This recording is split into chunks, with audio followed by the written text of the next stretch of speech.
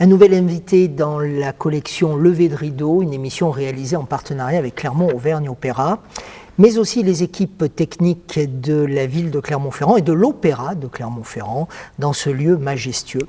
Stéphane Calipel est notre invité. Merci Stéphane, je suis ravi de te recevoir sur ce plateau.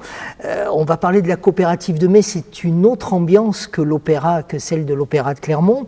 Et je parle tout de suite de la coopérative de mai parce que tu es le président de cette institution à Clermont-Ferrand. Tu es une figure, j'ai envie de dire des nuits clermontoises, en tout cas de la culture à Clermont-Ferrand, et souvent on sait que la culture c'est un petit peu le soir que la culture est proposée. Tu es d'abord vice-président de l'université Clermont-Auvergne, délégué à la communication, enseignant à l'école d'économie, chercheur au CERDI, Centre d'études et de recherche sur le développement international, ce qui te vaut beaucoup, en tout cas de nombreuses missions en Afrique, des missions régulières, et je l'ai dit, président de la coopérative de mai. Pourquoi cet attrait pour la culture ? C'est des choses qui ont été un peu difficiles à concilier par moments, mais qui existent depuis, enfin pour moi en tout cas, depuis assez longtemps. Quand j'étais petit, je faisais des dessins animés en pâte à modeler, image par image, et puis je me suis rendu compte que pour draguer les filles, ça n'allait pas le faire, donc je me suis lancé dans la musique. Donc j'étais guitariste de rock. Et puis en même temps, j'ai commencé mes études. Et après, il a fallu concilier tout ça.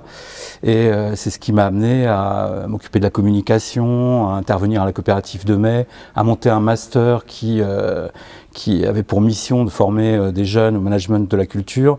Donc voilà, c'est une histoire de vie, arriver à concilier des passions différentes. Mais c'est une passion ou c'est une conception de vie, la culture ? C'est les deux. C'est les deux. C'est une passion au sens où je ne pourrais pas vivre sans. Et puis, je pense que c'est nécessaire pour tout le monde. On dit que quand on aura tout perdu, il restera la culture.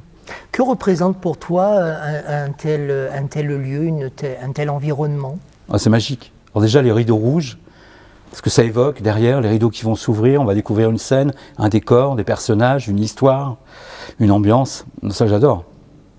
Et puis le théâtre, là où il est situé, en plein cœur de Clermont-Ferrand, qui a été merveilleusement bien rénové, c'est toute une histoire. Enfin bref, je me sens bien ici.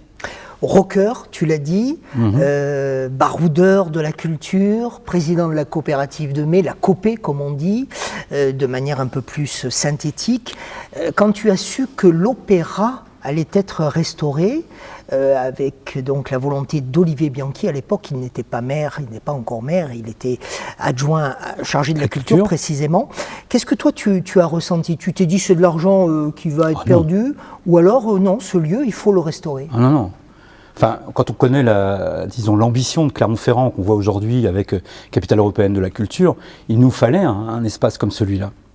Il y a des villes à côté, Vichy, ou juste à côté d'Orion, qui a aussi un opéra. Châtel-Guyon, voilà. Clairement, il nous fallait absolument un opéra rénové, à la hauteur de cette ambition, justement. Alors, l'ambition culturelle, toi, tu la vis presque tous les jours. Ça, on l'a compris à titre personnel, mais également à titre professionnel. J'ai dit que tu étais vice-président de l'université Clermont-Auvergne, délégué à la communication, mais tu es aussi créateur, organisateur du festival Les Nuées Ardentes, qui est porté par l'université Clermont-Auvergne. Parle-nous de ce festival, parce qu'il est au pied du Puy-de-Dôme. C'est fantastique. Je t'ai reçu dans un de mes lives cet été, puisque en général c'est l'été qu'a lieu ce festival. Ça, c'est un truc complètement déjanté. Donc l'idée, c'était un petit peu de présenter ce qui se faisait à l'université de façon un petit peu différente et d'amener un petit peu la recherche, qui est parfois un petit peu austère, à être un peu plus palpable par les gens et un peu plus fantastique, ce que je pense, moi. Comme beaucoup de gens, quand on travaille dans la recherche, on trouve que c'est hyper intéressant, que c'est merveilleux, mais quand on présente un article de recherche, parfois en anglais ou autre, avec des équations, ça ne parle à personne. Donc l'idée, c'était de rendre toute cette recherche que produit l'université agréable à écouter, agréable à entendre, et montrer que l'université pouvait travailler pour la collectivité. C'est-à-dire que les grandes thématiques de recherche de l'université aujourd'hui, c'est comment mieux nourrir la planète demain. Donc ça, c'est quelque chose qui nous intéresse tous. C'est comment vivre en bonne santé le plus longtemps possible. C'est comment se protéger des risques de catastrophes naturelles. ou encore comment travailler demain avec des robots. Donc ça, ce sont des vraies questions de société que se pose l'université, sur lesquelles on est plutôt pointu en termes de recherche, et sur lesquelles je pense que le public clermontois ou auvergnat, en tout cas, n'était pas au courant. Mais comment as-tu mis tout ça en musique pour en faire un festival culturel ? C'est ça qui est intéressant, c'est le challenge. Comment on va transformer quelque chose d'austère en quelque chose de magique, fantastique. Au départ, on est quand même parti majoritairement sur la volcanologie. On a à Clermont-Ferrand peut-être un des 2 ou 3 plus gros laboratoires de recherche en volcanologie au monde, d'où le nom Les Nuées Ardentes, qui fait référence bien sûr à des manifestations volcaniques. Et ça, en soi, déjà, c'est magique. Donc nous on a travaillé sur toute une série de visuels un petit peu à la Jules Verne avec une foreuse géante supposée descendre dans les tréfonds de la planète, avec des laboratoires qui étaient un petit peu éparpillés autour de cette foreuse dans lequel on a mis d'abord des volcanologues. On a monté aussi un autre volcan à côté du Grand, à côté du Puy-de-Dôme, miniature, dans lequel on a fabriqué des petites éruptions et on a commencé comme ça à travailler autour du volcanisme. Et puis après, petit à petit, l'idée c'était de l'élargir au grand domaine de recherche de l'université. Donc il y a en général 2 parties dans le festival. Il y a une partie qui est plutôt avec des scientifiques qui présentent des expériences au grand public, c'est très familial. Dans un décor, comme je le disais tout à l'heure, un peu à la Jules Verne, en costume souvent, avec des blouses blanches, ou alors habillés fin 19e siècle. On a retravaillé les expériences avec les scientifiques pour donner un look aux différentes machines qui permettaient de présenter justement les expériences. Et puis on a une deuxième partie qui est un peu plus spectacle, avec des petites conférences dites extraordinaires, dans lesquelles on essaye de mettre en musique et en images des conférences universitaires, puis une partie plutôt spectacle. Et tout ça a pris, puisque les spectateurs, c'est un vrai pluriel, ils sont là. Ils sont là. Même quand on est... Enfin là, cette année, on était dans une période un petit peu difficile, puisque on a fait le festival fin juin, et les autorisations, on ne savait pas si on les aurait, si on ne les aurait pas. Et donc on a eu une jauge, je crois, à 1000 personnes à peu près. Et toute la journée, on a toujours été au niveau de la jauge sans jamais désemplir. Voilà. Comment expliques-tu cette réussite, ou plutôt la présence du public ? D'abord le site, il faut aussi reconnaître qu'on est sur un site qui est extraordinaire, au pied du Puy-de-Dôme. C'est aussi quelque chose qui est familial, puisque les gens viennent avec les enfants, écouter les propos des scientifiques. Donc un festival qui permet comme ça de se déplacer en famille, il n'y en a pas tant que ça.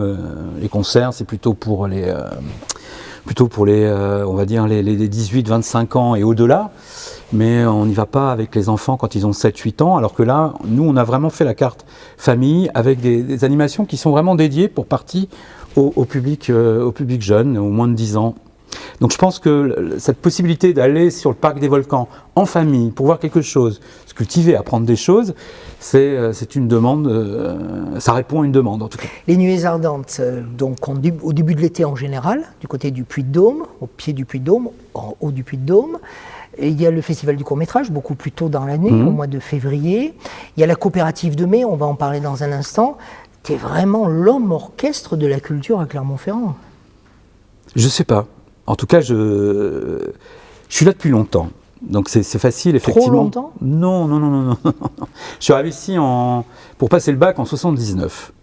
Et ça fait un petit peu comme Bienvenue chez les Ch'tis, on chouine 2 fois. Une fois quand on arrive et une fois quand il faut en repartir. T'arrivais d'où ? J'arrivais du Val d'Oise, l'Isle-Adam, dans la banlieue parisienne, à 20 ou 30 km de Paris. Donc je suis arrivé ici, dans une ville dans laquelle les lycées n'étaient pas mixtes. Je connais aussi. On est de la même génération. Un peu austère, avec les usines Michelin omniprésentes en plein centre-ville. Et puis finalement, j'ai adoré vivre ici. Donc j'y suis resté. Donc je suis là depuis, j'ose même pas faire le calcul. Allez, un peu plus de 40 ans. Et donc forcément, à force de sortir, comme tu l'as dit, j'aime bien sortir, j'aime bien aller voir des choses, etc., je finis par connaître un peu tout le monde. Donc je connais pas mal de gens effectivement au Festival du court-métrage, je connais pas mal de gens dans le monde de la musique. C'est ce qui me permet aussi d'arriver à monter des opérations un petit peu comme on n'en a pas parlé, mais l'Electric Palace par exemple, qui a été une opération qu'on a montée avec les étudiants pendant le Festival du court-métrage. C'est ça, je pense que c'est plutôt le réseau qu'on peut se créer comme ça en restant sur place pendant de nombreuses années. Mais qu'est-ce qui t'anime, toi, à faire tout ça ? Parce que, je le redis, tu es aussi enseignant, d'abord j'ai envie de dire, enseignant à l'école d'économie. C'est pas la même chose. C'est pas très sexy l'économie, c'est pas très glamour. Bon, alors déjà, je fais de l'économie du développement, donc je me C'est déplace. un peu mieux. Je vais en Afrique. Voilà, c'est un Je peu mieux. bouge. Je suis allé au Kazakhstan, je suis allé au Bangladesh. Je suis allé voir des pays qu'on ne verrait pas, disons, si on n'était pas obligé de le faire de façon professionnelle. Qui a passé ses vacances récemment au Kazakhstan ou au Bangladesh? Kalipel, Voilà. Stéphane, Non. de son prénom.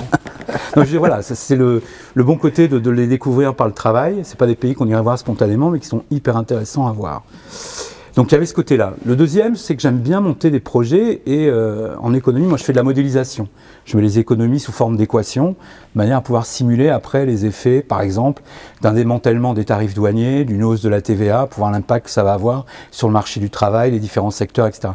Donc je fabrique ça comme on pourrait fabriquer un scénario de film, ou comme on monte un festival, ou comme on monte un spectacle. Donc finalement, je pense qu'il y a quand même un lien et une certaine cohérence dans tout ça. Ça a l'air très simple à t'écouter. Bon, je sais pas. En tout cas, c'est amusant. C'est peut-être pas amusant. C'est passionnant. Je sais pas. En tout cas, c'est pas embêtant. il y a plein de gens en à Clermont-Ferrand qui te font confiance sur la dimension culturelle. On va se dire un mot aussi de la coopérative de mai, la COPE. Tu vas en faire quoi là, dans les années qui viennent de la COPE? Alors moi, je ne suis que le président. Hein, ouais, d'accord. Mais bon, quand même. Il va y avoir un changement de direction, hein, puisque Didier Veillot, qui est le directeur historique, prend sa retraite. Donc à partir de début septembre, il y aura une directrice ou un nouveau directeur à la coopérative de mai, donc avec un projet qui sera ambitieux, puisque la coopérative de mai, c'est un projet qui a quand même une certaine répercussion sur Clermont-Ferrand, sur la vie à Clermont, sur le rayonnement de Clermont à l'extérieur. Et donc c'est cette ambition qu'il va falloir poursuivre. Et donc je pense que la coopérative de mai, elle aura 20 ans, elle aura un matériel récent, puisqu'elle vient de s'être rééquipée. Ça n'a pas vraiment pu être exploité avec tous les problèmes liés au Covid, mais il y a une nouvelle sono à la Copé avec un son tout à fait fabuleux. Il va y avoir des aménagements qui vont être faits à l'intérieur de la coopérative de mai, qui vont permettre à la coopérative de mai d'être une salle telle qu'on les aime aujourd'hui, c'est-à-dire qui ne fait pas que des concerts, dans lequel on peut manger, dans lequel il y a des expos, dans lequel il y a beaucoup de vie autour. Et ça, c'est la coopérative de mai pour les 10 ou 15 années qui viennent. Une nouvelle salle, avec une nouvelle dynamique. Et c'est important d'y penser maintenant avec cette formidable aventure lancée par Patrice Chazotte, Olivier Bianchi, Cécile Coulon, Clermont-Ferrand, capitale européenne de la culture 2028. Et tout ça, c'est dans la même dynamique, effectivement. Je pense que tout le monde va dans cette direction. Tout le monde a envie d'y aller. On sent beaucoup de pudeur à t'écouter, Stéphane Kalipel. Stéphane, on sent beaucoup de pudeur quand tu réponds aux questions. C'est un exercice qui est difficile pour toi ?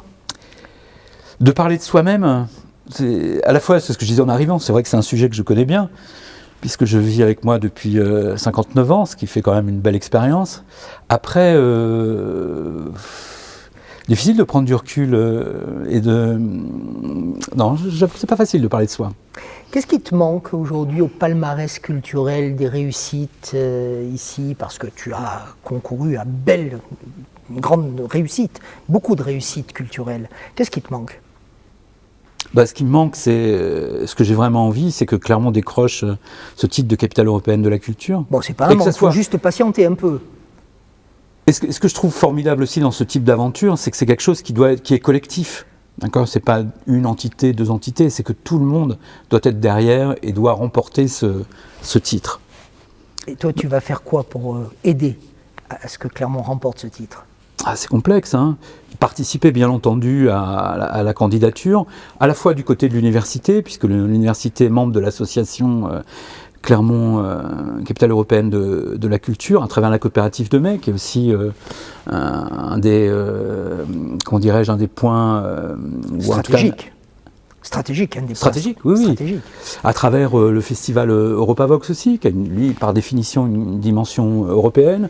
On va travailler d'ailleurs avec l'université sur un projet avec les groupes étudiants de différentes capitales, pas capitales, mais de différentes villes européennes, justement, et Europavox, pour qu'il y ait cette dimension festival de musique, université, et cette dimension européenne qui est extrêmement importante.